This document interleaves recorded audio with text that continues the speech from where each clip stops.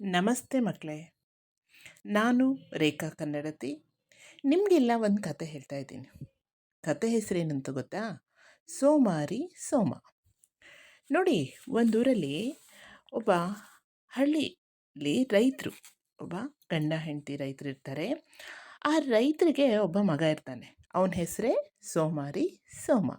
ಸೋಮಾರಿ ಅಂದರೆ ನಿಮಗೆಲ್ಲ ಗೊತ್ತಲ್ಲ, ತುಂಬ ಲೇಜಿ ಇರ್ತಕ್ಕಂಥ ಹುಡುಗ. ಏನು ಕೆಲಸ ಮಾಡದೆ ಸುಮ್ಮನೆ ಓಡಾಡಿಕೊಂಡು ತಿಂದ್ಕೊಂಡು ಅಲ್ಲಿ ಇಲ್ಲಿ ಹರಟೆ ಹೊಡ್ಕೊಂಡಿರ್ತಕ್ಕಂಥ ಹುಡುಗ ಆಗಿರ್ತಾನೆ. ದೊಡ್ಡವನಾದರೂ ಕೂಡ ಯಾವ ಕೆಲಸನೂ ಮಾಡೋಕ್ಕೆ ಅವನಿಗೆ ರೆಡಿನೇ ಇರಲಿಲ್ಲ. ಹೀಗಾದಾಗ ಒಂದು ಸಾರಿ ಅವ್ರ ತಂದೆ ಇವನಿಗೆ ಬುದ್ಧಿ ಕಲಿಸ್ಬೇಕು ಅಂತ ಹೇಳಿ ಏನು ಮಾಡ್ತಾರೆ, ಚೆನ್ನಾಗಿ ಬೈದು ನಿನ್ನ ದುಡಿಮೆನ ನೀನೇ ಮಾಡ್ಕೊ, ನಿನ್ನ ಅನ್ನನ ನೀನೇ ದುಡ್ಕೊ ಅಂತ ಹೇಳಿ ಅವನನ್ನು ಮನೆಯಿಂದ ಹೊರಗೆ ಕಳಿಸ್ತಾರೆ. ನೋಡಿ, ಮೊದಲೇ ಕೆಲಸ ಮಾಡ್ದೇ ಮೈ ಮುಗ್ಲಾಗಿರುತ್ತೆ ಅಂತಾರೆ, ಅಂದರೆ ಸೋಮಾರಿಯಾಗಿರ್ತಾನೆ.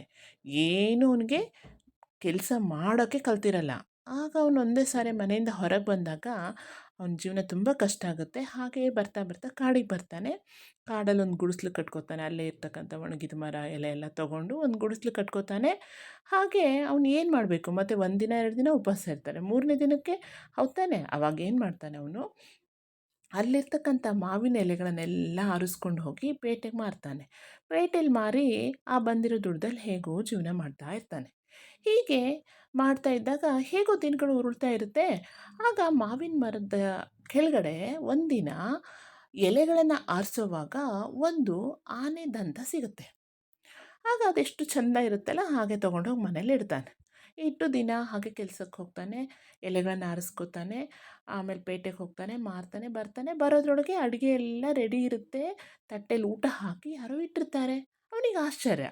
ಸರಿ ಆಯಿತು ಅಂತ ಹೇಳಿ ಊಟ ಮಾಡ್ತಾನೆ. ಹೀಗೆ ಒಂದು 4-5 ದಿನ ಆಗುತ್ತೆ. ಅವನಿಗೆ ಆಶ್ಚರ್ಯ ಅಲ್ವಾ, ಯಾರು ತಂದಿಟ್ಟಿರ್ಬೋದು, ಯಾರು ಮಾಡ್ತಿರ್ಬೋದು ಅಡುಗೆನೆಲ್ಲ, ತುಂಬ ಕುತೂಹಲ, ತುಂಬ ಕ್ಯೂರಿಯಾಸಿಟಿ.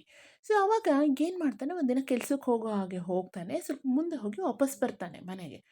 ಬಂದು ನೋಡ್ತಾನೆ, ಒಂದು ಚಂದವಾದ ಹುಡುಗಿ ಎಲ್ಲ ಅಡುಗೆ ಮಾಡಿ ಎಲ್ಲ ರೆಡಿ ಮಾಡಿ ಏನು ಮಾಡ್ತಾಳೆ, ಜೋಡಿಸಿಡ್ತಿರ್ತಾಳೆ. ಒಳಗಡೆ ಬಂದ್ಬಿಟ್ಟು ಅವಳನ್ನ ಹಿಡ್ಕೊಂಡ್ಬಿಡ್ತಾನೆ ಕೈನ.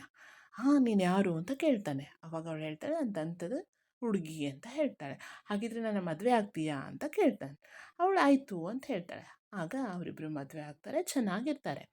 ಈ ವಿಷಯ ಎಲ್ಲಿಗೆ ಹೋಗುತ್ತೆ? ಎಸ್, ಆ ರಾಜ್ಯದ ರಾಜನಿಗೆ ಹೋಗುತ್ತೆ. ಆ ರಾಜ ಈ ಒಬ್ಬ ಸೋಮ ಚಂದದ ಹುಡುಗಿ ಮದುವೆ ಆಗಿದ್ದಾನೆ, ಅವಳನ್ನು ಅಪಹರಿಸ್ಬೇಕು, ಅಂದರೆ ಕಿಡ್ನ್ಯಾಪ್ ಮಾಡಬೇಕು. ಹಾಗಾಗಿ ಇವನನ್ನು ಎಲ್ಲಾದರೂ ಕಳಿಸ್ಬೇಕು ಅಂತ ಯೋಚನೆ ಮಾಡಿ ಅವನನ್ನು ಅರಮನೆ ಕರೆಸ್ಕೋತಾರೆ. ಯಾರನ್ನು ಅರಮನೆ ಕರೆಸ್ಕೋತಾರೆ? ಎಸ್, ಸೋಮನನ್ನು ಕರೆಸ್ಕೋತಾರೆ.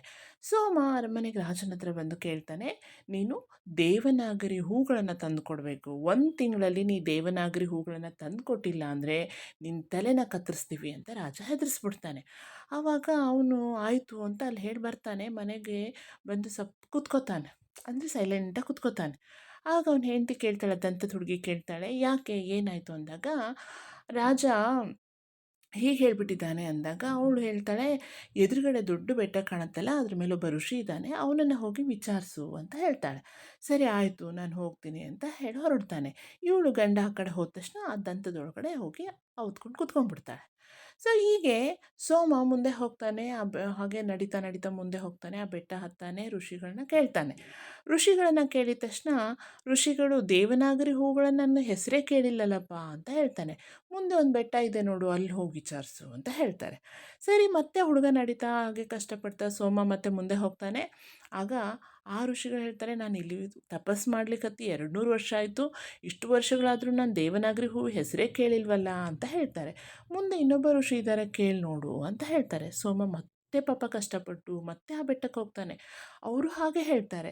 ಅವರು ಮತ್ತೆ ಮುಂದೆ ಬೆಟ್ಟದ ಮೇಲೆ ಇನ್ನೊಬ್ಬ ಇದ್ದಾನೆ ನೋಡಪ್ಪ, ಕೇಳಿ ಹೋಗು ಅಂತಾರೆ.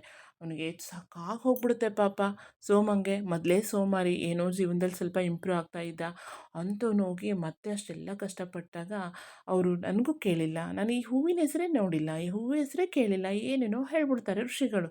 ಅವನಿಗೆ ತುಂಬ ಬೇಜಾರಾಗಿ ಅಲ್ಲೇ ಬೆಟ್ಟದ ಮೇಲೆ ಒಂದು ಚಂದವಾದ ಕೊಳ ಇರುತ್ತೆ, ಆ ಕೊಳದ ಮುಂದೆ ಕುತ್ಕೋತಾನೆ. ಆಗ ಸ್ವಲ್ಪ ಹೊತ್ತಿಗೆ ಆಕಾಶದಿಂದ ದೇವಕಿನ್ನರಿಯರು, ಏಂಜಲ್ಸ್ ಅಂತೀವಿ ನೋಡಿ, ಕಿನ್ನರಿಯರು ಭೂಮಿಗೆ, ಅಂದರೆ ಆ ಕೊಳಕ್ಕೆ ಬಂದು ತಮ್ಮ ರೆಕ್ಕೆಗಳನ್ನೆಲ್ಲ ಬಿಚ್ಚಿಟ್ಟು ಏನು ಮಾಡ್ತಾ ಇರ್ತಾರೆ, ಆಟ ಆಡ್ತಾ ಇರ್ತಾರೆ ನೀರಲ್ಲಿ. ಇವನಿಗೊಂದು ಐಡಿಯಾ ಬಂದುಬಿಡುತ್ತೆ. ತಕ್ಷಣ ಏನು ಮಾಡ್ತಾನೆ, ಆ ರೆಕ್ಕೆಗಳನ್ನೆಲ್ಲ ಬಚ್ಚಿಟ್ಬಿಡ್ತಾನೆ. ಬಚ್ಚಿಟ್ಟು ಆ, ಅಲ್ಲೇ ಔತ್ಕೋತಾನೆ. ಆವಾಗ ಅವರೆಲ್ಲ ಆಟ ಆಡ್ಕೊಂಡು ಹೊರಗೆ ಬರ್ತಾರೆ. ರೆಕ್ಕೆಗಳೆಲ್ಲ ಆಕಾಶಕ್ಕೆ ಹೋಗೋಕ್ಕೆ, ದೇವಲೋಕಕ್ಕೆ ಹೋಗೋಕ್ಕೆ. ತಕ್ಷಣ ಹುಡುಕ್ತಾರೆ. ಆಗ ಆ ಸೋಮ ಹೇಳ್ತಾನೆ, ನೀವು ನನಗೆ ದೇವನಾಗರಿ ಹೂಗಳನ್ನ ತಂದು ಕೊಟ್ಟರೆ ನಾನು ನಿಮಗೆ ರೆಕ್ಕೆಗಳನ್ನ ಕೊಡ್ತೀನಿ ಅಂತ ಹೇಳ್ತಾನೆ. ಆವಾಗ ದೇವನಾಗರಿ ಹೂಗಳಿರೋದು ದೇವಲೋಕದ ಇಂದ್ರನ ಹತ್ರ, ಇಂದ್ರನ ವನದಲ್ಲಿರ್ತವೆ ಅಂತ ಹೇಳ್ತಾರೆ. ನನಗೇನೋ ಗೊತ್ತಿಲ್ಲ, ನಿಮಗೆ ರೆಕ್ಕೆಗಳು ಬೇಕಂದರೆ ಹೂ ತಂದು ಕೊಡಿ ಅಂತ ಹೇಳ್ತಾನೆ. ಆಗ ಪಾಪ ಅವ್ರೇನು ಮಾಡ್ತಾರೆ, ಆಯಿತು ತಂದು ಕೊಡ್ತೀವಿ, ನೀವು ಆಕಾಶಕ್ಕೆ ನಾನು ವಾಪಸ್ ನಮ್ಮ ದೇವಲೋಕಕ್ಕೆ ಹೋಗಬೇಕಂದ್ರೆ ಆ ರೆಕ್ಕೆಗಳು ನಮಗೆ ವಾಪಸ್ ಬೇಕಪ್ಪ ಅಂತ ಕೇಳ್ತಾರೆ. ನೀವು ಮೋಸ ಮಾಡಿಬಿಟ್ರೆ ನೋಡಿ, ಸೋಮ ಯೋಚನೆ ಮಾಡಿ ಕರೆಕ್ಟಾಗಿ ಹೇಳ್ತಾನಲ್ವಾ. ಆವಾಗ ದೇವಲೋಕದ ಕಿನ್ನರಿಯರೇನು ಹೇಳ್ತಾರೆ, ನಾವ್ಯಾವತ್ತೂ ಸುಳ್ಳು ಹೇಳೋದಿಲ್ಲ, ಮೋಸ ಮಾಡೋದಿಲ್ಲ, ಅದು ನಮ್ಮ ದೇವಲೋಕದ ಜನರಿಗೆ ಬಂದಿಲ್ಲ, ಅದೇನಿದ್ರು ನಿಮ್ಮ ಮಾನವ ಜಾತಿಗೆ ಸಂಬಂಧಪಟ್ಟಿರೋದು. ಈ ಬಿಲ್ಲು ಬಾಣಗಳನ್ನ ಇಟ್ಕೋ, ನಾವು ಬರೋದು ಲೇಟ್ ಆದರೆ, ಅಕಸ್ಮಾತ್ ನಾವು ಬರಲಿಲ್ಲ ಅಂದರೆ ಇದರಿಂದ ನೀನು ಬಾಣವನ್ನು ಬಿಡು, ನಾವೆಲ್ಲೇ ಇದ್ರು ಬಂದು ನಿನ್ನ ಮುಂದೆ ಪ್ರತ್ಯಕ್ಷ ಆಗ್ತೀವಿ ಅಂತ ಹೇಳ್ತಾನೆ. ಸರಿ ಆಯಿತು ಅಂತ ಹೇಳಿ ಅವನವ್ರ ರೆಕ್ಕೆಗಳನ್ನೆಲ್ಲ ಕೊಡ್ತಾನೆ. ಅವ್ರ ಕಿನ್ನರಿಯರೆಲ್ಲ ಆಕಾಶಕ್ಕೆ ಹೋಗ್ತಾರೆ. 1 ಗಂಟೆ ಆಯಿತು, ಇನ್ನೂ ಬರಲೇ ಇಲ್ಲ. ಇವನಿಗೆ ಡೌಟ್ ಆಯಿತು. ತಕ್ಷಣ ಏನು ಮಾಡ್ತಾನೆ, ಒಂದು ಬಾಣ ಬಿಟ್ಬಿಡ್ತಾನೆ. ಅವ್ರು ಪಟ್ಟಂತ ಓಡಿ ಬಂದ್ಬಿಡ್ತಾರೆ. ಬಂದ ತಕ್ಷಣ ಹೇಳ್ತಾನೆ, ನೀವು ಇನ್ನೂ ನನಗೆ ಇದನ್ನ ಹೂನೇ ತಂದು ಕೊಟ್ಟಿಲ್ಲ ಅಂತ ಕೇಳ್ತಾನೆ. ಅಲ್ಲ, ನಾವು ದೇವಲೋಕ ಇರೋದು ಇಲ್ಲಿ ಹತ್ತಿರ ಇಲ್ಲಪ್ಪ, ತುಂಬ ದೂರ ಇದೆ, ಸ್ವಲ್ಪ ಸಮಯ ಬೇಕು, ಅದು ಇಂದ್ರನ ವನಕ್ಕೆ ಹೋಗಬೇಕು, ನಮಗೆ ಸ್ವಲ್ಪ ಟೈಮ್ ಕೊಡು ಅಂತ ಕೇಳ್ತಾರೆ. ಆಯಿತು ಅಂತ ಸುಮ್ಮನಾಗ್ತಾನೆ ಸೋಮ.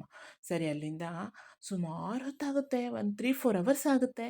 ಆಮೇಲೆ ಇವನಿಗೆ ಎಲ್ಲಿ ಇವ್ರು ಮೋಸ ಮಾಡಿಬಿಡ್ತಾರೋ ಅನ್ನೋ ಭಯ ಇವನಿಗೆ. ಯಾರಿಗೆ? ಸೋಮಂಗೆ. ತಕ್ಷಣ ಏನು ಮಾಡ್ತಾನೆ, ಇನ್ನೊಂದು ಬಾಣ ಬಿಡ್ತಾನೆ. ತಕ್ಷಣ ಕಿನ್ನರಿಯರು ಬಂದು ಆ ದೇವಲೋಕದಿಂದ ಆ ಒಂದು ಹೂವನ್ನು ತಂದು ಇವ್ರಿಗೆ ಕೊಡ್ತಾರೆ. ಆಗ ಇವನು ಏನು ಮಾಡ್ತಾನೆ, ಆ ಹೂಗಳನ್ನು ತಗೊಂಡು ಎಲ್ಲಿಗೆ ಬರ್ತಾನೆ, ಸೀದಾ ರಾಜನ ಹತ್ರ ಬರ್ತಾನೆ. ಹಾಗೆ ಹೀಗೆ ಕಷ್ಟಪಟ್ಟು ಅಲ್ಲಿಗೆ ಬರ್ತಾನೆ. ಅಲ್ಲಿಗೆ ಬಂದ ಮೇಲೆ ಏನಾಗುತ್ತೆ, ಆ ದೇವನಾಗರಿ ಹೂಗಳನ್ನು ರಾಜನಿಗೆ ಕೊಡ್ತಾನೆ. ರಾಜನಿಗೆ ಕೊಟ್ಟ ತಕ್ಷಣ ರಾಜನಿಗೆ ನಿಜವಾಗ್ಲೂ ಆಶ್ಚರ್ಯ ಆಗುತ್ತೆ. ಯಾಕೆ ಅಂದರೆ, ಈ ಹೂಗಳು ಭೂಮಿ ಮೇಲೆ ಎಲ್ಲೂ ಸಿಗೋದಿಲ್ಲ. ಅಂದರೆ ನೀನು ಅಷ್ಟು ಕಷ್ಟಪಟ್ಟು ದೇವಲೋಕದಿಂದ ಹೂ ತರಿಸ್ಕೊಂಡಿದ್ದೀಯ ಅಂದರೆ ನೀನೇನು ಕಡಿಮೆ ಇಲ್ಲ, ನೀನು ತುಂಬ ಧೀರ ಇದೆಯಾ, ಶೂರ ಇದೆಯಾ ಅಂತ ಹೇಳಿ ರಾಜನಿಗೆ ತುಂಬ ಖುಷಿಯಾಗಿ ಏನು ಮಾಡ್ತಾನೆ, ಅವನನ್ನು ತನ್ನ ಸೇನಾಧಿಪತಿಯನ್ನಾಗಿ ಮಾಡ್ಕೋತಾನೆ. ಸೊ ಆಗ ಆ ದಂತದ ಹುಡುಗಿ ವಾಪಸ್ ಬರ್ತಾಳೆ. ದಂತದ ಹುಡುಗಿ ಮತ್ತು ಈ ಹುಡುಗ ಅಂದರೆ ಸೋಮ ಇಬ್ಬರು ಅಲ್ಲಿ ಅರಮನೆಯಲ್ಲಿ ವಾಸ ಮಾಡ್ತಾ ಸುಖವಾಗಿರ್ತಾರೆ. ಒಳ್ಳೆ ಹೆಸರನ್ನ ತಗೋತಾರೆ. ಅವ್ರ ತಂದೆ ತಾಯಿಯಿಂದ ಮೆಚ್ಚುಗೆ ಪಡ್ಕೋತಾನೆ ಸೋಮ. ಹೀಗೆ ಸೋಮ ಏನಾಗ್ತಾನೆ, ಒಬ್ಬ ರಾಜ್ಯದ ಸೇನಾಧಿಪತಿ ಆಗ್ತಾನೆ. ಈ ಕತೆ ನಿಮಗೆಲ್ಲ ಇಷ್ಟ ಆಯ್ತಲ್ಲ ಮಕ್ಕಳೇ? ಹಾಗಿದ್ರೆ ಮುಂದಿನ ಕಥೆಯೊಂದಿಗೆ ಮತ್ತೆ ಭೇಟಿಯಾಗೋಣ. ನಮಸ್ಕಾರ ಮಕ್ಕಳೇ.